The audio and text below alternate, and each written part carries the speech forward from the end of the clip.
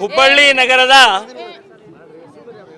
Nekar ನಗರದಲ್ಲಿರುವಂಥ Chabbi plot ಶಿವನಾಗ ಬಡಾವಣೆಯಲ್ಲಿ 98% ಅಲ್ಲಿ ಹಿಂದೂಗಳೇ ಇರೋದು.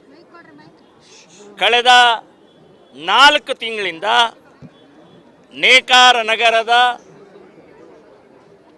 ನಾಗರಿಕ ಹಿತರಕ್ಷಣಾ ಸಮಿತಿ ವತಿಯಿಂದ ಶಿವನಾಗ ಬಡಾವಣೆಯ ಅಲ್ಲಿ ಮಸೀದಿ ಕಾನೂನು ಬಾಹಿರವಾಗಿ ಮಸೀದಿ ಆಗ್ತಾ ಇರೋದರ ವಿರುದ್ಧ ಹೋರಾಟವನ್ನು ಮಾಡ್ತಾ ಇದ್ದಾರೆ. ಈ ಸರ್ಕಾರಗಳು, ಅದರೊಳಗೆ ಕಾಂಗ್ರೆಸ್ ಸರ್ಕಾರ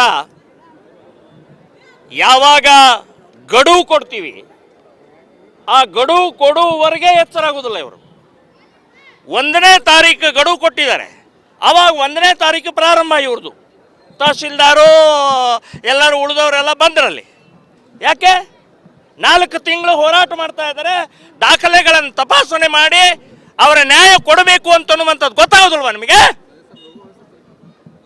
ಸೊ ಈ ಹಿನ್ನೆಲೆಯಲ್ಲಿ ಇವತ್ತು ಅಂದರೆ ನಿನ್ನೆ ಮೇಯರ್ ಉಪಮೇಯರ್ ಇಬ್ಬರು ಆ ಸ್ಪಾಟಿಗೆ ಬಂದು ಹೋಗಿದ್ದಾರೆ. ನಮಾಜ್ ಮಾಡೋದನ್ನು ನಿಲ್ಲಿಸಿದ್ದಾರೆ. ಅಲ್ಲಿ ಒಳಗಡೆ ಏನೇನು ಸಾಮಗ್ರಿಗಳಿತ್ತು ಅದನ್ನೆಲ್ಲ ತೆಗೆದುಹಾಕಿದ್ದಾರೆ. ಸೊ ಇನ್ನು 1 ವಾರ ಇಲ್ಲಿಯ ಹಿತರಕ್ಷಣಾ ಸಮಿತಿಯವರು ಗಡುವು ಕೊಟ್ಟಿದ್ದಾರೆ.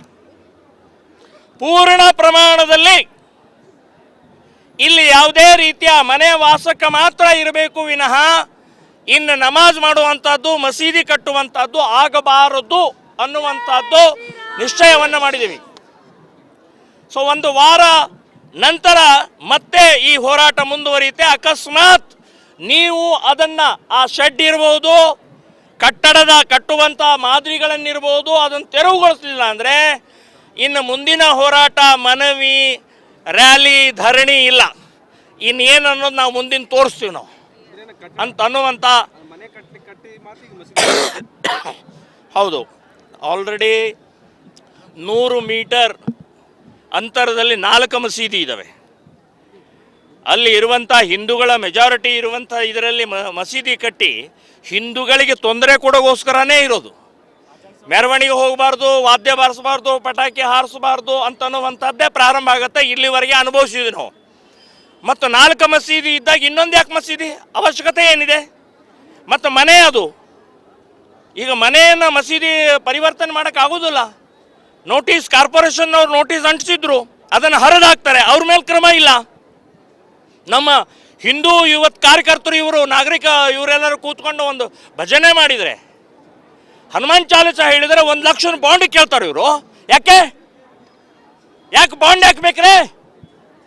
ಅವ್ರಿಗೇನು ಕ್ರಮ ಇಲ್ಲ ಅಂದರೆ ಮುಸ್ಲಿಂ ಅಂದ ತಕ್ಷಣವೇ ಈ ರೀತಿ ಕಾನೂನು ಏನು ಬೇಕಾದ್ರೂ ಮಾಡ್ಬೋದಾ?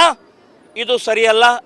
ಅದಕ್ಕೆ ಇವತ್ತಿನ ಈ ಮೊದಲನೇ ಹಂತದ ಹೋರಾಟವನ್ನು ಇಲ್ಲಿಗೆ ನಿಲ್ಲಿಸಿ ಮುಂದಿನ ಹಂತದ ಹೋರಾಟವನ್ನು ಮೇಯರ್, ಉಪಮೇಯರ್, ತಹಸೀಲ್ದಾರ್ ಮೇಲಿದೆ ಅಂತನ್ನುವಂಥದ್ದು ನಾನು ಹೇಳ್ತಾ ಇದ್ದೀನಿ. ಇಲ್ಲಿ ಹನುಮಾನ್ ಚಾಲಿಸ ಹೇಳಿದಿವ್ರಿ, ಹನುಮಾನ್ ಚಾಲಿಸ ಹೇಳಿದ್ರೇ ಅಪರಾಧನಾ? ಇದೇ ದೊಡ್ಡ ನಮ್ಮ ತಪ್ಪಾಯ್ತು ಹಾಗಾದ್ರೆ? ಸೊ ಈ ರೀತಿಯ ಪ್ರಕ್ರಿಯೆಯನ್ನು ಮಾಡುವಂಥ ಸರಿಯಲ್ಲ. ತಾರತಮ್ಯ ಮಾಡಬೇಕು. ಕಾನೂನು ಏನು ಹೇಳುತ್ತೆ ಅದನ್ನು ಕಾನೂನು ಪ್ರಕಾರ ನಡೀರಿ. ಯಾರೋ ಒಬ್ಬ MLA ಹೇಳ್ತಾನೆ ಅಥವಾ ಇನ್ಯಾರೋ ಹೇಳ್ತಾರೆ ಅಂತ ಹೇಳಿ ಮಾತು ಕೇಳಿದರೆ ಜನ ಬಿಡುವುದಿಲ್ಲ ಅನ್ನೋದಕ್ಕೆ ಇದು ಒಂದು ಸಾಕ್ಷಿ ಇದೆ ಅಂತನ್ನುವಂಥದ್ದು ಹೇಳ್ತಾರೆ. ನೋಡಿ, ಕೋಗಿಲೆ ನಗರದಲ್ಲಿ ಪ್ಯೂರ್ಲಿ ಬಾಂಗ್ಲಾದೇಶಿ ಮುಸ್ಲಿಮರ ವಾಸಸ್ಥಾನ ಇದೆ. ಅಲ್ಲಿ ರೋಹಿಂಗ್ಯಾಗಳಿದಾರಲ್ಲಿ. ಅವರಿಗೆ ಇಮ್ಮಿಡಿಯೇಟ್ ಹೇಗೆ ಸ್ಪಂದಿಸ್ತಾರೆ ಕಾಂಗ್ರೆಸ್ನವರು? 2ನೇ ಟಿಪ್ಪು ಸುಲ್ತಾನ್ ಜಮೀರ್ ಅಹ್ಮದ್ ಇವತ್ತು ಮನೆ ಕೊಡ್ತೀವಿ ನಿಮಗೆ ಅಂತ ಹೇಳಿದ್ದಾರೆ. 7-8 ವರ್ಷ ಕಾಯ್ತಾ ಇದ್ದಾರೆ ಮನೆ ಇಲ್ಲದೆ.